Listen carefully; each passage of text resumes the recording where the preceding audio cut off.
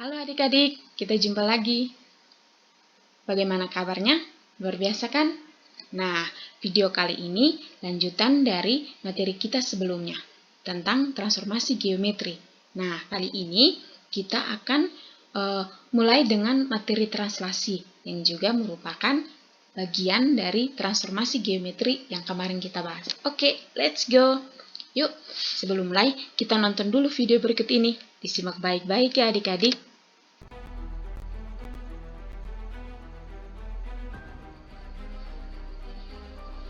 Wah, ada permainan catur.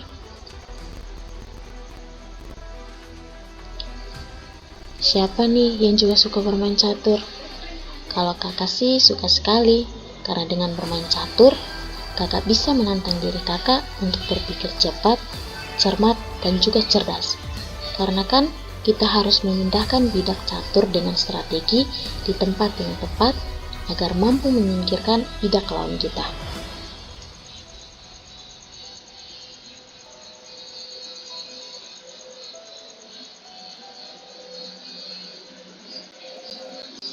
Secara umum, translasi itu artinya suatu perpindahan semua titik pada suatu bidang dengan jarak dan arah yang sama. Tapi perlu diingat adik-adik, karena kita hanya memindahkan atau menggeser, jadi bentuk dan ukuran objek tidak berubah. Yang berubah itu hanya posisinya saja. Nah, adik-adik, pergeseran yang dimaksud itu bisa ke kanan, ke kiri, ke atas, ke bawah, atau campuran dari keempat arah tersebut. Nah, itu pengertian translasi secara umum. Sedangkan konsep translasi secara matematis itu artinya pergeseran koordinat titik x, y sejauh A satuan sejajar sumbu x dan B satuan sejajar sumbu y. Ingat ya adik-adik, kalau sejauh A satuan berarti sejajar dengan sumbu x. Dan kalau sejauh B satuan berarti sejajar dengan sumbu y. Diingat itu baik-baik ya adik-adik. Nah, mari kita lihat contoh translasi yang ada di sekitar kita.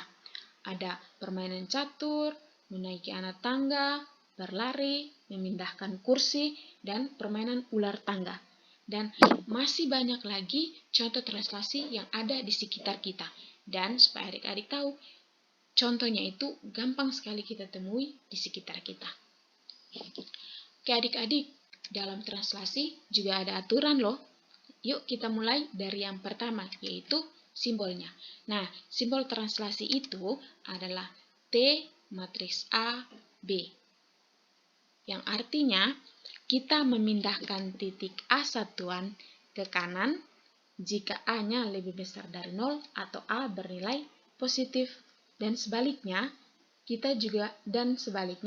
A satuan ke kiri jika A lebih kecil dari 0 atau A bernilai negatif.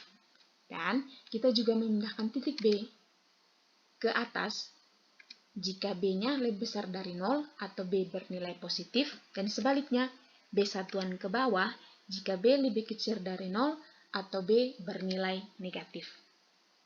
Supaya adik-adik lebih paham, yuk kita lihat dua contoh berikut. Yang pertama, jika sebuah titik digeser 8 satuan ke kiri dan 10 satuan ke bawah, maka notasi translasinya adalah titik-titik. Oke adik-adik, kita lihat di sini di soalnya dikatakan kalau titiknya itu digeser 8 satuan ke kiri. Kalau ke kiri berarti nilainya negatif.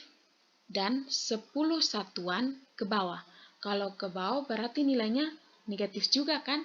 Oke, jadi penyelesaiannya notasi matriks AB artinya translasi atau pergeseran sejauh A satuan ke kanan dengan A lebih besar dari 0 atau ke kiri dengan A lebih kecil dari 0 dan B satuan ke atas dengan B lebih besar dari 0 atau ke bawah dengan B lebih kecil dari 0.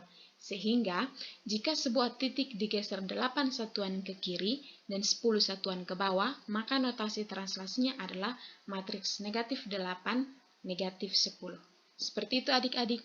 Oke, supaya lebih paham lagi, ini contoh yang kedua. Arti dari notasi matriks 2 negatif 6 adalah, kita lihat adik-adik, di sini dikasih kita matriks 2 dan negatif 6. Kalau 2 berarti arahnya ke kanan. Kalau negatif 6 berarti arahnya ke bawah. Oke, kita lihat penyelesaiannya. Artinya, dari matriks 2 negatif 6 itu, sebuah titik digeser sejauh 2 satuan ke kanan karena nilainya positif, dan 6 satuan ke bawah karena nilainya negatif. Nah, seperti itu adik-adik.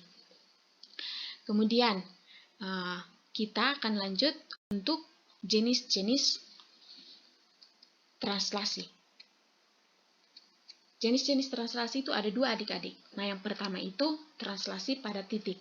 Rumusnya itu matriks X aksen Y aksen sama dengan matriks titik awal XY dijumlahkan dengan matriks pergeserannya AB.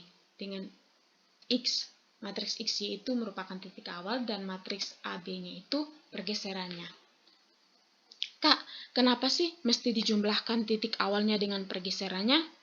Jadi begini adik-adik, ketika kita menambahkan besaran perpindahan ke suatu titik, kita sebenarnya mendorong atau memindahkan titik tersebut sesuai dengan besaran dan arah yang kita tuju. Oke, contohnya, jika titik A 3,-5 ditranslasikan oleh negatif 2,1, maka bayangannya adalah, adik-adik, di soal kita dikasih titik nih, gas titik A 3,-5 dan besaran translasinya itu negatif 2,1. Jadi kita punya nilai X-nya sama dengan 3, kemudian nilainya sama dengan negatif 5. Kita juga punya besaran pergeserannya, A-nya sama dengan negatif 2, kemudian B-nya sama dengan 1. Oke, kita lihat penyelesaiannya. Dengan menggunakan rumus translasi itu, matriks X aksen Y aksen sama dengan matriks titik awalnya XY dijumlahkan dengan matriks pergeserannya AB. Kita tinggal masukkan nilai X, Y, dan juga nilai AB-nya. Sehingga kita peroleh matriks X aksen Y aksen sama dengan matriks 3, negatif 5, dijumlahkan dengan matriks negatif 1, negatif 2, 1. Sehingga hasil yang kita peroleh itu matriks X aksen Y aksen sama dengan matriks 1, negatif 4. Jadi, bayangan titik A 3,-5 yang ditranslasikan oleh negatif 2,1 adalah 1,-4. Oke, kita lanjut ke jenis translasi yang kedua, yaitu translasi pada garis dan fungsi. Artinya, kita menggeser semua titik yang ada pada garis tersebut dengan rumus yang sama dengan translasi pada titik. Oke, contohnya, persamaan garis Y sama dengan AX tambah B setelah ditranslasikan 3 satuan ke kiri dan 4 satuan ke atas menjadi Y sama dengan 4X tambah 5. Maka nilai dari A tambah B adalah, oke adik-adik, di sini kita dikasih suatu persamaan garis, tapi nilai A dan B-nya kita tidak tahu. Kemudian kita diberi translasinya sebesar 3 satuan ke kiri dan 4 satuan ke atas. Kalau begitu, bentuk matriksnya menjadi, karena 3 satuan ke kiri, jadi nilainya negatif 3, dan 4 satuan ke atas, jadi nilainya 4, positif 4. Oke, ini bentuk matriks translasinya. Bayangannya yang diperoleh itu ya sama dengan 4X tambah 5. Kita diminta untuk cari nilai dari A dijumlahkan dengan B. Oke, kita lihat penyelesaiannya. Dengan menggunakan rumus translasi, matriks X aksen Y aksen sama dengan matriks XY dijumlahkan dengan matriks AB, kita masukkan nilai yang diketahui, yaitu nilai pergeserannya, matriks pergeserannya, yaitu negatif 3 dan juga 4. Nah, karena kita tidak diberikan nilai titik awalnya, jadi kita mencari titik awalnya. dari persamaan yang sudah kita peroleh ini, yaitu matriks X aksen Y aksen sama dengan matriks XY dijumlahkan dengan matriks negatif 3, 4.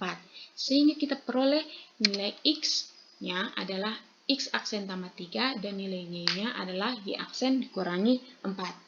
Selanjutnya adik-adik, kita tinggal substitusikan nilai X dan Y yang sudah kita peroleh ini, ke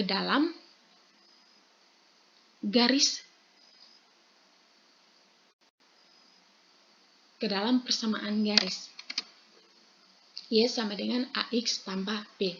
Oke, mari kita ganti nilai Y dengan Y aksen kurang 4 dan nilai X dengan X aksen tambah 3. Setelah kita substitusikan nilai X dan nilai Y, kita selesaikan sudah adik-adik. Kita kalikan dulu untuk ini. A dikali X aksen tambah 3, hasilnya AX aksen tambah 3A tambah B. Kemudian kita jumlahkan kedua ruas dengan positif 4. Jadi hasilnya Y sama dengan AX aksen tambah 3A tambah B tambah 4. Oke, ini hasilnya. Kemudian, karena kita diminta untuk mencari nilai A dan B, pertama kita mencari nilai A. Nah, adik-adik, kalau diperhatikan dari soal, bayangannya adalah Y sama dengan 4X tambah 5. Dan dari titik awal yang kita punya, nilai A merupakan konstanta dari variabel Y. Nah, konstanta dari variabel Y di sini adalah 4.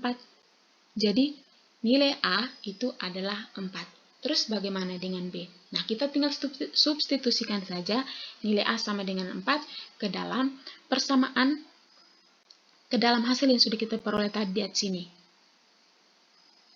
Yaitu yang 3A tambah B tambah 4. Kenapa tidak diambil semuanya, Kak? Ya kan kita ingin mencari B. Jadi kita hanya ambil yang 3A tambah B tambah 4. Oke, pengerjaannya 3A tambah B 3A tambah B tambah 4 sama dengan 5. Kita ganti nilai A dengan 4. Hasilnya 12. Kemudian kita jumlahkan yang sejenis. 12 tambah 4 sama dengan 16. Setelah itu kita kurangi kedua ruas dengan 16. Jadi hasilnya B sama dengan negatif 11. Oke, langkah terakhir nih adik-adik. Karena kita diminta untuk mencari nilai dari A tambah B. Jadi nilai dari A tambah B adalah 4 dijumlahkan dengan negatif 11. Hasilnya adalah negatif 7. Nah, adik-adik, pembelajaran kita sudah selesai nih tentang translasi. Sekarang saatnya latihan supaya adik-adik bisa lebih paham dengan konsep translasi. Yuk kerjakan latihan yang ada di bawah.